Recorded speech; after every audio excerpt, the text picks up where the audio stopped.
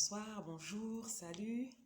Bienvenue à cette nouvelle émission. Bienvenue pour ces nouvelles 10 minutes de partage. Alors aujourd'hui, j'aimerais qu'on parle un peu de l'estime de soi. Pour moi, c'est un sujet passionnant et ça a été l'un de mes plus grands combats. Donc, alors, l'estime de soi et de quoi est-ce qu'on va parler particulièrement? Qu'est-ce qui lui arrive? C'est l'émotion, c'est la joie d'être en face de vous. Donc, je disais, on va parler plus particulièrement de l'image de soi. Vous allez comprendre tout de suite, je vais vous raconter une histoire. Donc, il y a quelques années, j'étais très influencée par ce que les gens pensaient de moi. Je voulais donner l'image de la fille sûre de soi, qui maîtrise tout, qui est parfaite, qui sait tout faire, qui peut tout faire, qui est inébranlable, inatteignable, intouchable, mais tous les autres hable que tu connais. Et donc, dans cette quête d'appréciation des autres, dans cette recherche d'être aimé et d'être placé sur un piédestal devant lequel tout le monde vient se prosterner, je faisais des choses vraiment bizarres. Et je pense que tu vas te reconnaître aussi un peu dans la description. Donc, l'une des choses bizarres que je faisais, c'est que je ne disais jamais non quand on me demandait un service. Quand je pouvais pas, quand je savais pas, quand j'aimais, quand je n'aimais pas, je le faisais quand même parce que je vivais dans la crainte que si je dis non après, que la personne arrête de m'apprécier, que voilà quoi, que l'estime que la personne me porte diminue et tout ça. Et je pense que je souffrais également du syndrome du sauveur. C'est quoi? C'est cette tendance à vouloir toujours aider les gens, à vouloir aider tout le monde. Ceux qui sont aidables, ceux qui ne le sont pas. Ça existe ça, aidable?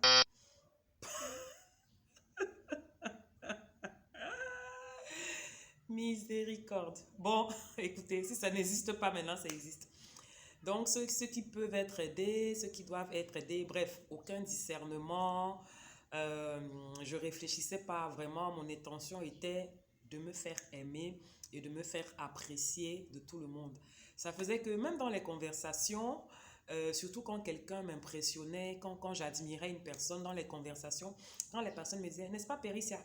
Oui. T'es pas d'accord avec ça, Péricia? Ah, si. Que je sois d'accord ou pas. Donc, j'en ai souffert pendant des années parce que c'est une situation dans laquelle tu peux pas t'exprimer. C'est une situation dans laquelle ta personnalité, du coup, ne peut pas s'exprimer. Tu n'es pas toi-même, tu es toujours en train de faire semblant, tu portes toujours un masque. Quand quelqu'un t'a blessé, tu n'oses pas lui dire qu'il t'a blessé parce que justement, tu crains qu'une fois que tu lui as dit que la personne ne t'adresse plus la parole, ou que la personne se moque de toi, ou que la personne te blesse davantage. Bref, c'était vraiment un engrenage compliqué. Et j'en ai souffert vraiment longtemps. C'était un truc vraiment duquel j'avais du mal à m'en sortir. Le pire dans tout ça, c'est que je connaissais déjà le Seigneur. J'étais né de nouveau. Je priais, je lisais ma Bible, je méditais, je parlais en langue. Bref, je faisais toutes ces choses qu'on a souvent l'impression qu'on doit faire pour être parfaite. Et une année, j'ai découvert, en fait, j'ai fait une découverte. Il y a une équipe de jeunesse en mission qui était passée dans mon église locale pour faire des enseignements sur l'estime de soi et vraiment découvrir cette dimension de ma personnalité. C'était vraiment étrange, c'était vraiment bizarre. Donc, en fait, c'est là que la délivrance a commencé. Déjà de comprendre comment je fonctionnais, de savoir qui j'étais. Et puis, avec l'aide du Saint-Esprit, de comprendre que je pouvais dire non, de comprendre que j'étais libre d'être qui j'étais et de comprendre que quoi que je fasse, je ne pouvais jamais faire l'unanimité. Il est vraiment absolument impossible d'être agréable aux 8 milliards d'habitants qu'il y a sur la Terre maintenant. Donc, vraiment, c'est là que ma délivrance a commencé et je vous assure, j'ai radicalement changé. Je suis passée de la personne triste, renfermée, dépressive que j'étais à quelqu'un de plus détendu et de plus jovial. Et aujourd'hui, vraiment, je n'accorde plus d'importance à ce que les gens pensent ou à ce que les gens disent. Vraiment. Non, ça m'est passé. Pourquoi je dis ça? Pourquoi est-ce que je partage ça? Parce que je pense que c'est important. C'est important d'être cette personne que le Seigneur veut que nous soyons. Dieu a mis tellement de choses en nous et il veut qu'elles s'expriment. En fait, nous avons le droit d'exister, nous avons le droit d'être heureux, nous avons le droit d'être qui nous sommes. Et la personne que nous sommes, je parle de la vraie personne, je ne parle pas de l'image, je ne parle pas du masque, je ne parle pas de l'hypocrite. Ce n'est pas une injure, hein. C'est vraiment une expression pour dire qu'on fait semblant, qu'on joue un jeu ou qu'on est un acteur. Donc vraiment, c'est avec l'aide du Saint-Esprit. Il est capital, il est important. Je sais que je le dis souvent, mais je vais le répéter autant de fois que cela sera nécessaire pour que ça entre dans la caboche. L'intimité avec le Saint-Esprit. Suivre le Saint-Esprit, c'est quelque chose qui libère, c'est quelque chose qui délivre. Alors, c'est vrai qu'en fonction du type de tempérament et en fonction de notre personnalité, ça devient plus ou moins facile, ça devient plus ou moins difficile. Je ne sais pas comment je peux dire ça. Disons que les choses s'améliorent, mais le plus important est vraiment de se laisser conduire par le Saint-Esprit. Le plus important est de se plonger dans la parole de Dieu. J'aime énormément ce verset de Paul dans le livre de Corinthiens, je vous mettrai la référence, où il dit que je suis qui je suis par la grâce de Dieu. Donc vraiment, le Seigneur nous a fait tous différents, il nous a tous fait spéciaux. Et donc, nous gagnons chacun de nous à être qui nous sommes, à le montrer, à le dévoiler. On nous aime ou on ne nous aime pas, on nous accepte ou on ne nous accepte pas, mais en tout cas, ça ne sert à rien de jouer un rôle, ça ne sert à rien de passer sa vie à vouloir faire plaisir à tout le monde et finalement à montrer une image de soi qu'on n'est pas. J'ai commencé à être vraiment beaucoup plus heureuse quand j'ai commencé à être moi-même. Du coup, j'ai commencé à avoir beaucoup moins d'amis aussi.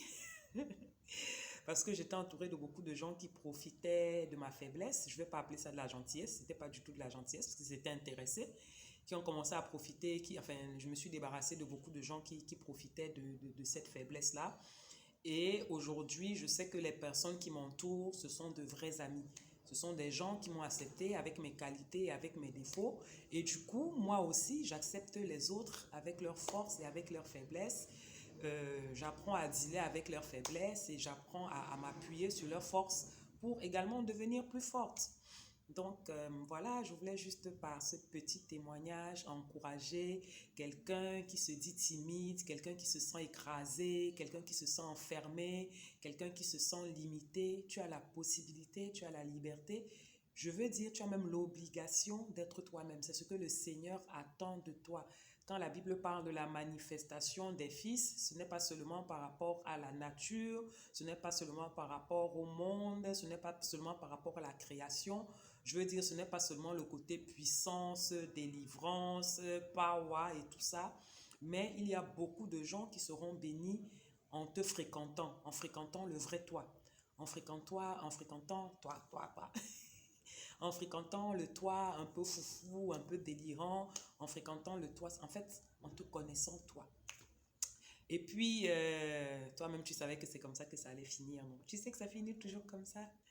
Mais l'homme de ta vie, la femme de ta vie est peut-être à côté de toi et tu ne la rencontres pas parce qu'elle n'arrive pas à te connaître, elle n'arrive pas à te cerner. Donc, tout ça pour dire que quand tu deviens toi-même, tu attires aussi à toi les bonnes connexions divines. Tu te fais des amis sincères, des amis véritables, des gens qui t'épaulent dans tes faiblesses, des gens qui t'entourent, qui t'encouragent, des gens qui sont libres de te dire la vérité quand ça ne va pas, mais des gens aussi qui peuvent te porter dans tes faiblesses. Donc, voilà, j'espère que je recevrai bientôt de toi un témoignage de comment est-ce que tu as mis ceci en application. Et puis, dans une prochaine vidéo, je pense présenter une série de livres que j'ai lus et qui m'ont énormément aidé. Ce sont des livres que j'ai découverts justement pendant cette mission de jeunesse en mission. C'était il y a déjà plus d'une dizaine d'années, mais c'est des livres qui sont toujours d'actualité et qui sont inspirés et ma foi, je pense, qui t'aideront à aller de l'avant. J'ai hâte de voir cette nouvelle version de toi, tip top, au taquet, 100%. À bientôt.